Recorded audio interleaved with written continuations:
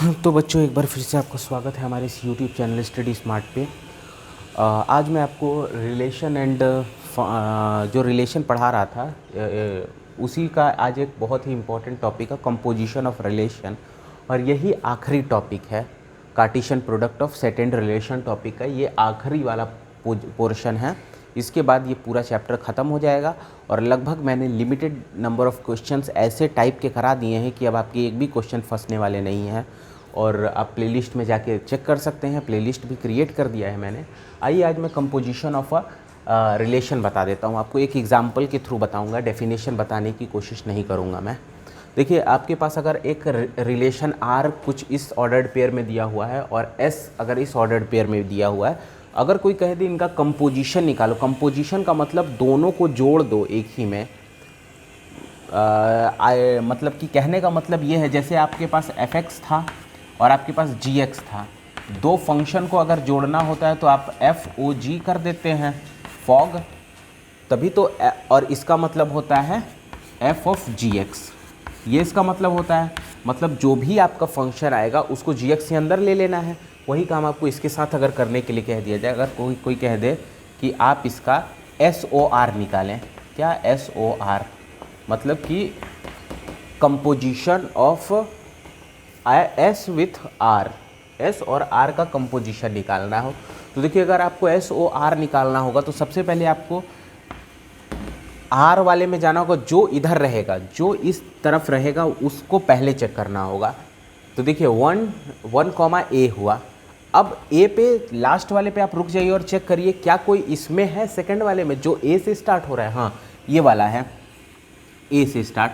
तो अब इन दोनों, देखिए ये दोनों सेम आ गया, तो इनको हटा दीजिए और जो बचा उसको लिख दीजिए। मतलब कि 1 S आपके पास आएगा पहला। और दूसरे में देखिए 2C है। अब देखिए क्या कोई C से इसमें स्टार्ट हो रहा है, तो देखिए ये वाला स्टार्ट हो रहा है, इनके C को हटा दीजिए, बाकी सबको लिख दीजिए, 2 R हो जाएगा इसका। और लास्ट वाले को चेक करिए, 1C है, तो देखिए क्या कोई C से स्टार्ट हो रहा है, देखिए फिर एक C से स्टार्ट यहाँ पे हो रहा है। मतलब कि ये हो चुका है, लेकिन फिर भी एक बार ले लेंगे।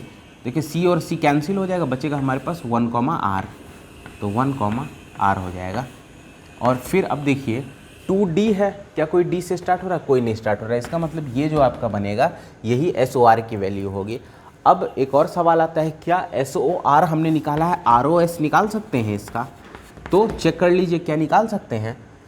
तो AS, अब ये मत समझिएगा, एक और चीज़ मैं आपको बता देना चाहता हूँ, ROS जो होगा वो इक्वल नहीं होगा SOR के, ये हमेशा याद रखिएगा। ROS SOR के इक्वल नहीं होगा।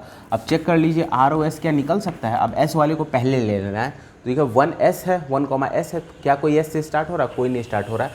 1 R है, सॉरी इसमें मैं देख रहा हूँ, इसमें चेक करना है। AS है, तो क्या कोई S से स्टार्ट हो रहा है, कोई नहीं हो रहा है। BQ है, क्या कोई Q से स्टार्ट हो रहा है, नहीं हो रहा है। CR है, क्या कोई R से स्टार्ट हो रहा है, नहीं हो रहा है। इसका मतलब ROS नॉट पॉसिबल है, यहाँ पे नॉट पॉसिबल।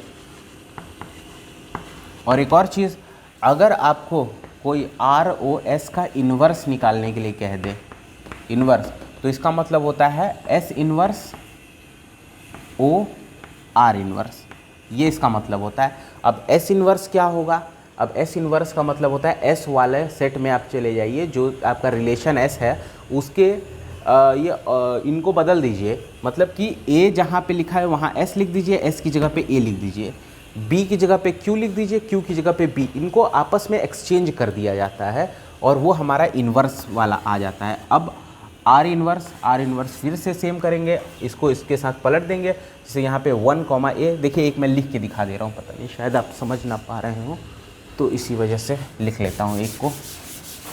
सपोज़ कि अगर हमें S इन्वर्स निकालना है तो हमें क्या करना होगा। देखिए A, S लिखा हुआ है, तो यहाँ पे हमारा S, A हो जाएगा। और यहाँ B, Q लिखा हुआ है, तो यहाँ पे Q, B हो जाएगा। और C, R लिखा हुआ है, तो R, C हो जाएगा। बस ये इसी को कहते हैं S इन्वर्स। अब S इन्वर्स निकालिए, फिर R इन्वर्स निकालिए, फिर SOR इन्वर्स निकाल लीजिए। अब ध्यान रखिएगा R इन्वर्स को पहले लेना है और S इन्वर्स को बाद में लेना है। तो बस यही छोटा सा टॉपिक था। उम्मीद करते हैं कि ये अच्छे से क्लियर हो गया होगा। इस पे बेस्ड अब आप क्वेश्चन भी आसानी से लगा देंगे। अब मुझे बताने की ज़रूरत मुझे लगता है कि नहीं है।